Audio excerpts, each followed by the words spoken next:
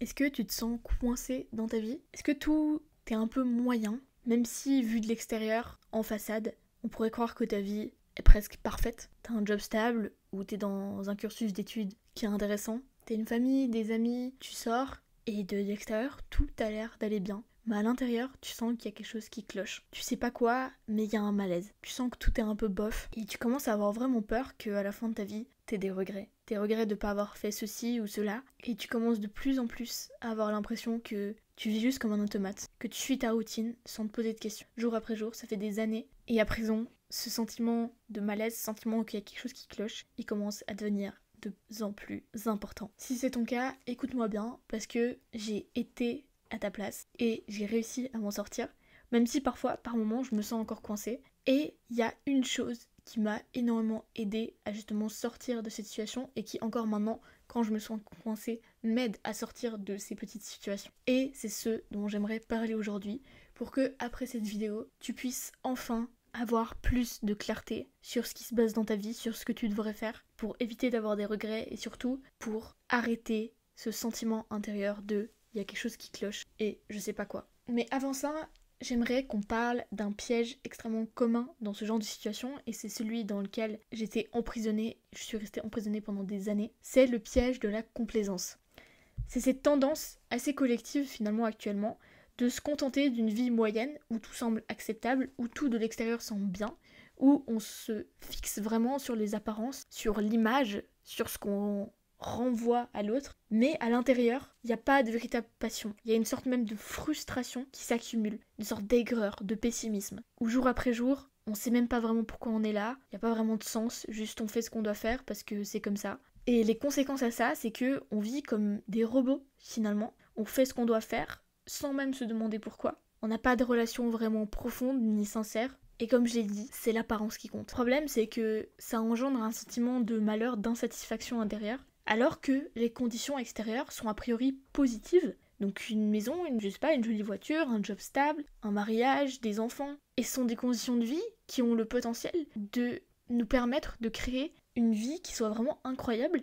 Et pourtant, nombre d'entre nous sont coincés dans leurs propres conditions de vie et se sentent misérables à l'intérieur. Le problème à ça aussi, c'est que on commence de plus en plus à le voir, beaucoup d'études sont faites là-dessus, c'est que ces émotions négatives, ces frustrations, ce stress constant, ça mène à des maladies, des cancers, des accidents, des dépressions, et on sait pas pourquoi. On se demande pourquoi les taux de cancer, ils explosent, les taux de dépression également, les taux de burn-out, et on essaye de chercher des causes dans ceci, cela, mais ça vient de l'intérieur. Ça vient de ces frustrations, de sentiments de pessimisme, de tout est moyen, sans vraiment avoir de sens dans sa vie. Tout ça accumulé après des années, ça crée des maladies, des cancers, des dépressions, des burn-out. Et le plus grand remède à ça, selon moi, c'est de s'autoriser à rêver et à voir plus grand. C'est de croire en tes capacités, de dépasser les limites que tu crois qu'on t'impose. Parce que souvent, en fait, on pense que si on a déjà ces conditions de vie, alors on ne devrait pas se plaindre déjà,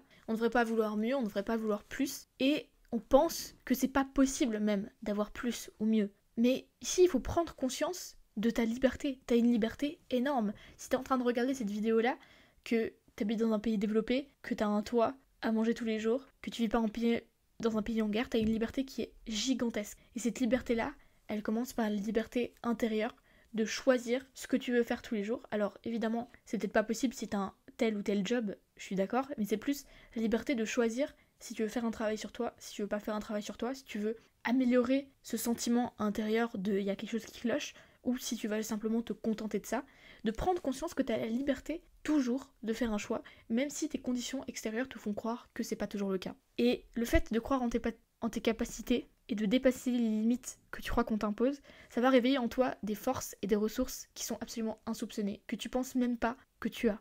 Dès que tu vois plus grand, dès que tu te dis mais peut-être que c'est possible que tout d'un coup j'ai ce sentiment d'accomplissement, de bonheur, de bien-être, que la relation avec mon mari ou mon partenaire soit incroyable, que je puisse voyager à tel et tels endroits, que je me sente bien dans mon corps, que j'ai des amitiés qui soient sincères et durables. Du moment que tu t'ouvres à la possibilité que ça puisse exister dans ta réalité, ça te redonne un vrai coup d'énergie vitale, de chi, comme on dirait en médecine chinoise. Et c'est ça qui va donner le premier élan pour essayer d'entreprendre un changement. Et le changement, il n'a pas besoin d'être énorme, ça peut être déjà juste un changement à une échelle intérieure, individuelle, personnelle. L'exemple personnel que je peux te donner, c'est que j'ai fait 5 ans d'études et donc après je pensais continuer ces études-là, universitaires, tertiaires. Et tout le monde me poussait dans cette voie-là, étant donné que j'avais des notes, des super bonnes notes. J'étais douée finalement à l'école. Et c'était un doute pour personne, même pas pour moi-même au début, que j'allais continuer dans la voie académique. Le problème c'est qu'au bout d'un certain temps, je me suis rendu compte que c'était pas ça que je voulais faire. Que je me sentais absolument pas heureuse en cours en train d'apprendre des choses qui pour moi ne faisaient pas sens. Et le moment où je me suis ouverte à la possibilité de me dire mais peut-être que je suis pas obligée de continuer. Je pense que je suis obligée. On me dit que je suis obligée, mais je le suis pas en réalité. Dès que je me suis ouverte à la possibilité qu'il y ait autre chose qui puisse exister pour moi ailleurs, qui me convienne mieux, il y a tout qui s'est éliminé. Bien sûr que ça n'a pas été facile du jour au lendemain, et que ça a pris un travail, que ça a été aussi difficile de prendre une décision comme ça, de la faire accepter en mon entourage, etc. Mais c'était une décision qui a été libératrice de me dire mais j'ai le choix. Et c'est ça que je veux mettre en avant ici, c'est que j'avais pas encore arrêté mes études à ce moment-là, j'avais pas encore une idée de projet que je voulais faire à côté, de business ou quoi que ce soit. Mais simplement, le fait de me dire, ah mais c'est possible, de aussi faire des recherches et de voir qu'il y a d'autres gens qui l'ont fait et pour qui ça s'est très bien passé, rien que de m'ouvrir à cette possibilité-là, ça m'a redonné de l'énergie qui a fait que j'ai pu continuer finir le petit bout qui me restait à faire pour avoir au moins un petit diplôme, et ensuite de prendre la décision, d'avoir le courage de prendre cette décision-là, de pas prendre le chemin que tout le monde allait prendre, et de me lancer dans mon propre projet. Mais alors, comment commencer à voir grand, à voir plus grand en pratique? C'est ce qu'on va voir tout de suite. La première question à te poser, c'est dans quel domaine de ta vie tu te contentes du minimum? Est-ce que sont tes relations? Et quelles relations précises? Relations familiales, amicales, romantiques? Quelles relations amicales? Quelles relations familiales? Et pour chaque domaine, écris tes rêves les plus fous. Quelle serait vraiment la version idéale de ce domaine de ta vie? Par exemple, tu prends peut-être la relation avec un de tes amis ou avec un membre de ta famille.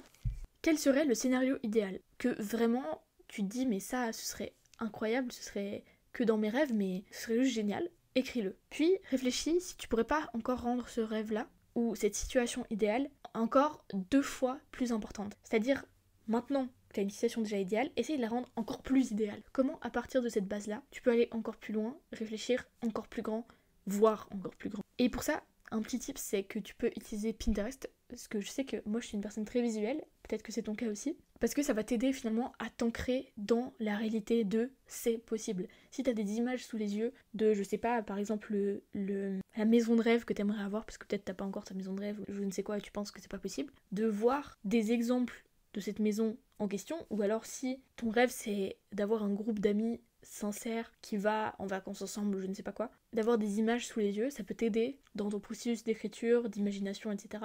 Donc de vraiment aller chercher le rêve, même si ça te semble pour l'instant impossible. Donc note bien tous les détails, parce que c'est ça aussi qui fait l'importance, c'est de pas juste noter en grandes lignes, c'est d'aller dans les détails de couleurs, de sentiments, d'odeurs même, etc. pour avoir une image vraiment précise de ce à quoi ton rêve pourrait ressembler. Qui un jour d'ailleurs deviendra ta situation actuelle, situation réelle. La deuxième étape pour voir plus grand, c'est d'éradiquer un malentendu que je vois très souvent. C'est le fait que voir plus grand, ce serait égal à tout changer de manière radicale du jour au lendemain. Mais c'est absolument pas le cas. C'est pas parce que maintenant tu commences à voir plus grand que demain tu dois entreprendre des changements énormes, quitter ton job, quitter ton partenaire parce que apparemment c'est pas ton partenaire idéal ou je ne sais quoi. Non. Le principe ici de voir plus grand, c'est de voir plus grand à partir de ta situation actuelle et de prendre les éléments de ta situation actuelle et de petit à petit les faire évoluer vers une situation plus idéale qui correspond à ton rêve. Mais pour ça, pour les faire évoluer dans cette direction, tu dois savoir quelle direction ils prennent.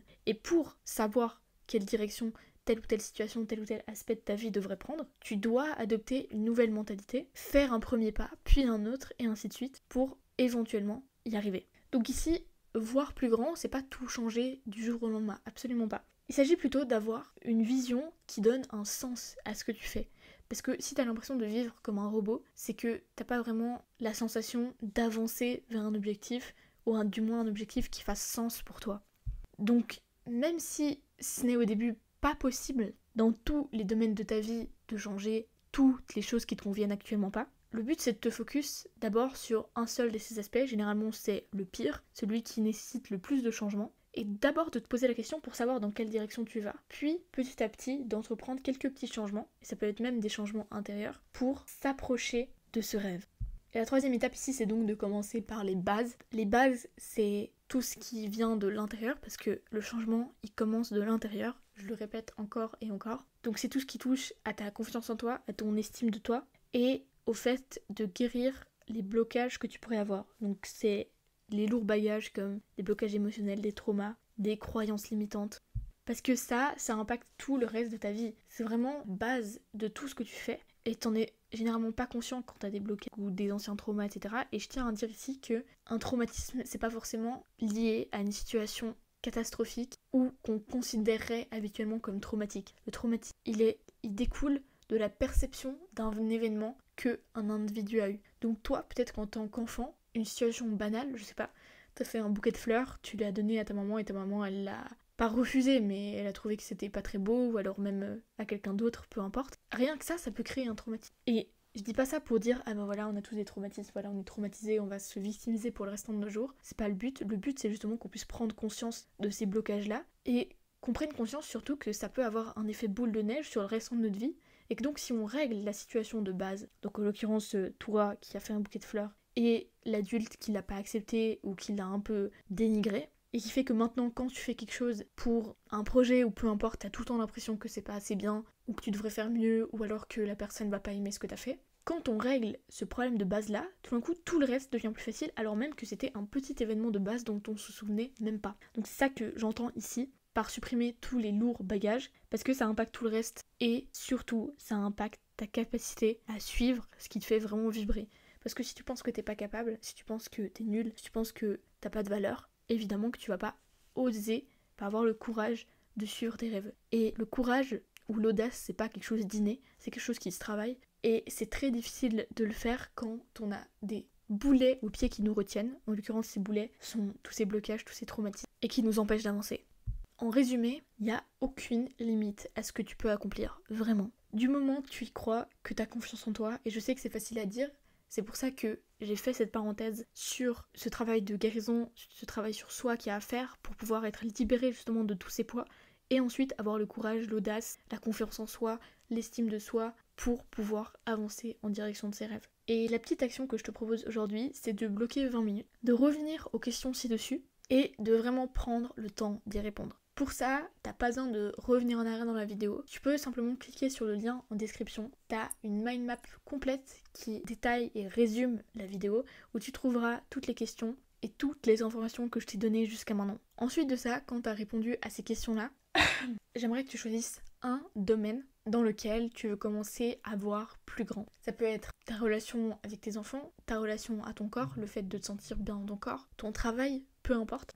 À partir de là, de choisir un sous-domaine, donc spécifique, donc avec quelle personne exactement tu as envie que ta relation elle s'améliore, à travers quel sport est-ce que tu as envie d'avoir une meilleure relation avec ton corps, ou à travers quelle discipline, à travers quelle pratique. Suite à ça, choisis un objectif spécifique pour que tu puisses traquer ton progrès. Donc par exemple, si tu veux améliorer la relation avec ton corps, ce serait de faire 3 fois 20 minutes de yoga dans la semaine. Ça c'est l'action spécifique journalière ou hebdomadaire. Et l'objectif spécifique, ça pourrait être peut-être d'améliorer ta souplesse, ou d'être plus présente dans ton corps, d'avoir plus confiance en toi, ou peu importe, ou de retrouver un certain sens de vitalité, si ça fait longtemps que t'as pas bougé, que t'as mis un peu le mouvement de côté dans ta vie. Et petit à petit, de remarquer ton progrès, ton évolution, et de voir que cette évolution contribue à ce grand objectif que t'as, à cette grande vision que t'as. Et donc, rien qu'avoir petit élément de ta vie sur lequel tu travailles dans l'idée d'atteindre un jour ce rêve que tu as, sur lequel tu as travaillé plus haut, ça te donne un certain sens dans ta vie en général, parce que du coup tu sais qu'au moins il y a une chose sur laquelle tu travailles et qui vraiment fait sens pour toi et qui contribue à ce que tu t'améliores et à ce que globalement tes conditions de vie elles s'améliorent, pas directement tes conditions de vie matérielles mais plus intérieures, la façon dont tu te sens, et d'éradiquer ce sentiment de il y a quelque chose qui cloche. Voilà, donc on arrive déjà à la fin de cette vidéo. J'espère que tu l'auras appréciée. Si c'est le cas, je te serai infiniment reconnaissante que tu mettes un petit pouce en l'air et que tu t'abonnes pour être au courant de toutes les nouvelles vidéos que je vais sortir. Il va y en avoir beaucoup ces prochains temps. Et puis évidemment, ça aide aussi beaucoup l'algorithme pour que plus de personnes puissent avoir accès à ce contenu-là sur lequel je mets beaucoup de temps et de cœur. Et puis oublie pas donc la mind map à télécharger. Dans la description, tu peux juste cliquer sur le lien et je te l'envoie directement. Merci beaucoup pour ton temps, pour ton énergie, attention, et je te dis à tout bientôt pour la prochaine vidéo.